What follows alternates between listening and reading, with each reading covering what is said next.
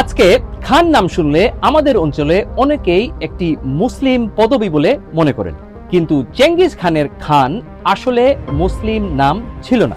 আর Genghis Khan নিজেও মুসলিম ছিলেন না। তার আসল নাম ছিল তেমুজিন। 1206 সালে মঙ্গল নেতারা তাকে চেঙ্গিস খান উপাধি দেয়। খান ছিল তুর্কি মঙ্গল রাজনৈতিক উপাধি, মানে শাসক, নেতা বা প্রধান।